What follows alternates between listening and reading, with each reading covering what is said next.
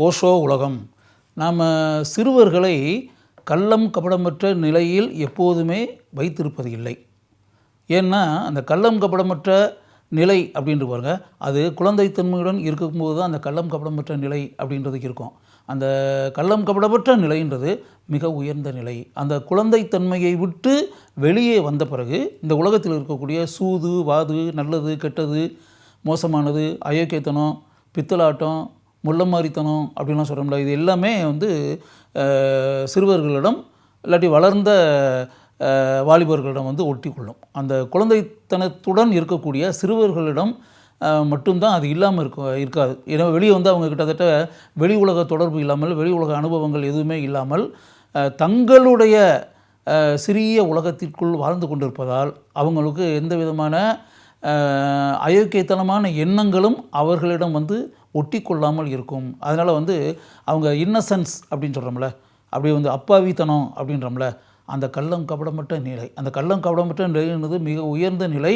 அந்த நிலை குழந்தைத்தனம், குழந்தைத்தன்மை அதை விட்டு வெளியே வந்த உடனே அந்த கள்ளம் கபடமற்ற நிலை அப்படி மறைந்து விடும் அப்படின்றது தான்.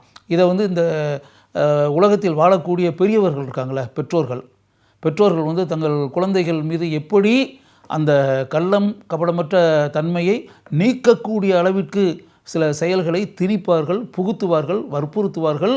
குழந்தைகளின் மீது வலிய கொண்டு கொட்டுவார்கள் அப்படின்ற ஒரு மேட்டர் இருக்குல்ல, அதை உதாரணத்தோடு ஓஷோ சொல்கிறாரு. எப்படின்னா, ஒரு அப்பா, அவருக்கு ஒரு பையன். அப்பா பையன்கிட்ட சொன்னப்போ, டேய் இங்கே வா, இப்போ என்னென்னா நான் ரூம்குள்ளே போகிறேன், அறைக்குள்ளே நான் அப்பா இருப்பேன், புரியுதா? என்னை தேடி யாராவது வந்தாங்கன்னா நீ அவங்ககிட்ட முதல்ல என்ன கேட்கணும், நீங்கள் யார் அப்படின்னு கேளு. உங்கள் அப்பாவுடைய ஃப்ரெண்டு நான். உங்கள் அப்பாவுடைய ஃப்ரெண்டா? எங்கள் அப்பாவுடைய ஃப்ரெண்டா நீங்கள் அப்படின்னு கேளு. ஆமாம், உங்கள் அப்பாவுடைய ஃப்ரெண்டு தான் அப்படின்னு சொன்னால் உடனே அப்பா ரூம்குள்ளே இருக்கார், போங்க உள்ள அப்படின்னு சொல்லிட்டு உடனே அப்பாவுடைய ஃப்ரெண்டுன்னு சொன்னால் உடனே ரூம்குள்ளே அனுப்பிடு. அதே நேரத்தில் வேறு ஆள் யாராவது நீங்கள் இன்சூரன்ஸ் ஏஜெண்ட்டா அப்படின்னு கேட்டால், ஆமாம் இன்சூரன்ஸ் ஏஜென்ட்னு அவங்க சொன்னாங்கன்னா அவங்கள அப்பா வெளியே போயிருக்காரு, எப்போ வருவார்னு தெரியாது அப்படின்ற மாதிரி சொல்லிடு. ஃப்ரெண்டுன்னு சொன்னால் அப்பாவுடைய நண்பர் அப்படின்ற மாதிரி சொன்னால் அறைக்குள்ளே அனுப்பி விட்ரு. இன்சூரன்ஸ் ஏஜென்ட்டு அப்படின்ற மாதிரி சொன்னால் அப்பா வீட்டுக்குள்ளே இருக்கிறத சொல்லாத, அறைக்குள்ளே இருக்கிறத சொல்லாத, அப்படியே துரத்தி விட்டு அப்பா வெளியே எங்கேயோ போயிருக்காரு, எப்போ வருவார்னு தெரியாது அப்படின்னு சொல்லிடு அப்படின்னு சொல்லி அப்பா சொல்லிவிட்டு அறைக்குள்ளே போயிட்டார். இப்போ பையன் வெளியே உட்காந்துக்கிட்டு இருக்கான். ஒரு ஆள் வர்றாரு.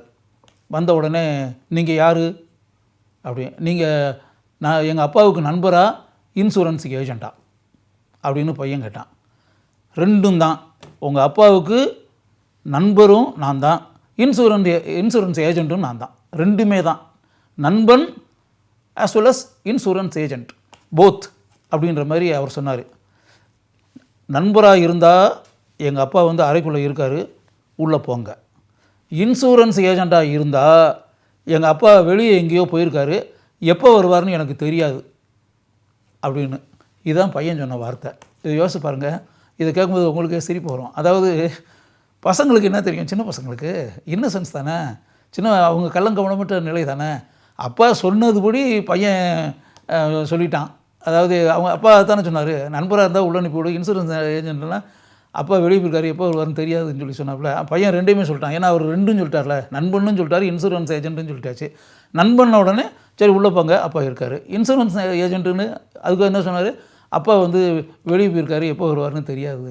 இதுதான், இப்படி தான் நம்ம சின்ன பசங்களை அந்த கள்ளம் கபடமற்ற நிலை அப்படின்ற ஒன்று மேட்டருக்குல, அந்த கள்ளம் கபடமற்ற நிலையை ரெண்டுங்கட்டானா நம்முடைய கருத்துக்கள், நம்முடைய சிந்தனைகள், நம்முடைய எண்ணங்கள் இதெல்லாம் சின்ன பசங்க மேலே கொண்டு போய் திணிச்சு அவங்களுக்குன்னு ஒரு கள்ளம் கபடமற்ற நிலையில் அவங்களுக்குன்னு ஒரு அருமையான தெய்வீக தன்மை கொண்ட அருமையான எண்ணங்கள், அருமையான சிந்தனைகள், அருமையான மன ஓட்டங்கள், இப்படிப்பட்ட மனநிலையில் குழந்தைகள் இருப்பார்கள், சிறுவர்கள் இருப்பார்கள், சிறுமிகள் இருப்பார்கள்.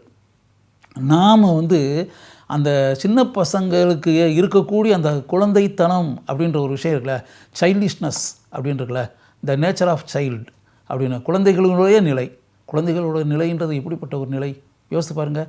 அதில் கிட்டத்தட்ட பார்த்திங்கன்னா ஒரு பியூரிட்டி, ஒரு புனிதத்தன்மை, ஒரு தெய்வீகத்தன்மை, இது எல்லாமே நிறைந்திருக்கக்கூடிய அருமையான பருவம் இல்லையா? அப்படி அந்த குழந்தைகளுடைய கண்களை பாருங்கள், குழந்தைகளுடைய நடைகளை பாருங்கள், குழந்தைகளுடைய ஓட்டத்தை பாருங்கள், குழந்தைகளுடைய அந்த தாவும் அழகை பாருங்கள், குழந்தைகள் பேசக்கூடிய அந்த மழலை மொழி அப்படின்ற ஒன்று இருக்குல்ல, அதை வந்து கேட்டு பாருங்கள். குழந்தைகள் வந்து அப்படியே பாட்டு பாடுவதை கேளுங்கள். குழந்தைகளுடைய அந்த அகல விரிந்து இருக்கக்கூடிய கண்கள் இருக்குல்ல, அதில் இருக்கக்கூடிய ஆர்வம், குறும்பு எல்லாத்தையும் பாருங்கள். அது மாதிரி வந்து உங்களால் இருக்க முடியாது. உங்கள் கண்களில் அந்த இன்னசென்ஸ் இருக்கா? இந்த ப்ரோக்ராம் பார்த்துக்கிட்டு இருக்கீங்களே, வயதான மனிதர்களாக இருந்தால், வாலிப பருவத்தில் இருக்கக்கூடிய இளைஞர்கள், இளம் பெண்களாக இருந்தால், நடுத்தர வயதை தாண்டியவர்களாக இருந்தால், நீங்கள் அப்படியே பாருங்களேன், உங்களுடைய கண்களில் அந்த அப்பாவித்தனம் இருக்கான்னு பாருங்கள். உங்களுடைய கண்களில் அந்த கள்ளம் கபடமற்ற தன்மை அப்படின்னு இருக்கான்னு பாருங்கள். உங்கள் மனசு வந்து கள்ளம் கபடமற்ற நிலையில் இருக்கிறதா அப்படின்னு பாருங்கள். குழந்தைகளிடம் இருக்கக்கூடிய அந்த உயிரோட்டமான அப்பாவித்தனம் அப்படின்னு ஒன்று இருக்குல்ல, அது உங்கள்கிட்ட இருக்கான்னு பாருங்கள். உங்கள்கிட்ட வந்து 0.001% கூட இருக்கிறதுக்கு வாய்ப்பே கிடையாது. அதனால் நீங்கள் வந்து கிட்டத்தட்ட ஒரு குறிப்பிட்ட வயதை அடைந்த பிறகு நீங்கள் அப்படிப்பட்ட கள்ளம் கபடமற்ற தன்மையெல்லாம் நீங்கள் இழந்து விட்டீர்கள். எதையோ பறிகொடுத்து விட்டீர்கள். எதையோ பறிகொடுத்து விட்டு அந்த விலையற்ற மாணிக்கம் உங்களிடம் இல்லாத நிலைக்கு நீங்கள் உங்களை ஆளாக்கி கொண்டீர்கள் அப்படின்றதான் உண்மை. அப்படி இருக்கக்கூடிய நீங்கள் வந்து கள்ளம் கபடமற்ற தன்மையில் இருக்கக்கூடிய சிறுவர்களிடமும் சிறுமிகளிடமும் உங்களுடைய எண்ணங்களை, உங்களுடைய கருத்துக்களை, உங்களுடைய கொள்கைகளை, உங்களுடைய கோட்பாடுகளை, உங்களுடைய சிந்தனைகளை அவர்கள் மீது திணித்து, அவர்களுடைய மனதிற்குள் புகுத்தி, அவர்களுடைய மூளைக்குள் செலுத்தி அப்படின்ற மாதிரி காரியம் நடந்தால், இப்போ நான் சொன்ன சம்பவத்தில் வரக்கூடிய சிறுவன் இருக்கான்ல, அப்படிப்பட்ட நிலைக்கு தான் நீங்கள் சிறுவர்களையும் சிறுமிகளையும் குழந்தைகளையும் ஆளாக்குவீர்கள். அதாவது ரெண்டுங்கட்டான நிலைமையில், அது குழந்தையாகவும் இல்லாமல் வயதானவர்களாகவும் இல்லாமல் ரெண்டுங்கட்டான, அவங்களுக்கே தெரியலை. நீங்கள் சொல்லக்கூடிய விஷயம் வந்து அந்த குழந்தைத்தனத்துடன் இருக்கக்கூடிய அந்த சிறுவனுக்கு அந்த விஷயம் வந்து சரிவர புரிபடவில்லை. நீங்கள் என்ன சொன்னீங்க அப்படின்றத அவனால் புரிஞ்சுக்கிற முடியல. ரெண்டுங்கட்டான ஒரு தவிப்பு நிலைன்னு இருக்குல்ல, அது வந்து டர்மாயிலிங் சிச்சுவேஷன், தர்ம சங்கடமான கட்டம் அப்படின்றோம்ல, அவன் தர்ம சங்கடமான நிலையில் இருக்கான். காரணம், அவனாகவும் செயல்பட முடியல, உங்களை மாதிரியும் செயல்பட முடியல. அதனால் வந்து அவன் கரெக்டாக அதை வந்து நீங்கள் சொன்ன விஷயத்தை கரெக்டாக மனசுக்குள்ளே வச்சு அதை செயல்படுத்தக்கூடிய நிலையில் அவன் இல்லை. அதனால் அந்த குழப்ப நிலையில் அவன் இருப்பதால், அவனை குழப்பத்திற்குரிய நிலையில் நீங்கள் ஆக்கி விட்டதால், அவன் என்ன சொல்கிறது, என்ன செய்கிறது, என்ன பேசுகிறது அப்படின்னு தெரியாமல் ஒரு வகையான தவிப்புடன் இருப்பதால் அவன் வந்து அப்படியே உளறான். என்ன சொல்கிறதுன்னு சொல்லி தெரியாமல் பாதி விஷயம் நீங்கள் சொன்னது, பாதி விஷயம் அவன் மனசுக்குள்ளே ஓடிக்கிட்டு இருக்கக்கூடிய குழப்பம் எல்லாத்தையும் கலந்து அப்படியே வந்து என்ன தோணுச்சோ அதை சொல்லிட்டான் அப்படின்னு வச்சுக்கோங்க. இப்படிப்பட்ட நிலையில் நாம் குழந்தைகளை ஆக்குவது அப்படின்ற ஒரு விஷயம், அது நல்லதா? சிந்தித்து பாருங்கள். அந்த கள்ளம் கபடமற்ற நிலையில் இருக்கக்கூடிய சிறுவர்களையும் சிறுமிகளையும் நம் கருத்துக்களை திணித்து, நம் கொள்கைகளை திணித்து, நம் எண்ணங்களை திணித்து அவர்களை வேறு வகையான மனிதர்களாக மாற்றுவது நல்லதா? சிந்தித்து பாருங்கள். ஆழமான விஷயம். இதை ஓஷோ கூறியிருக்கிறார். சிந்திக்க வேண்டிய விஷயம். கட்டாயம் நீங்கள் சிந்திப்பீர்கள் என்று எனக்கு தெரியும்.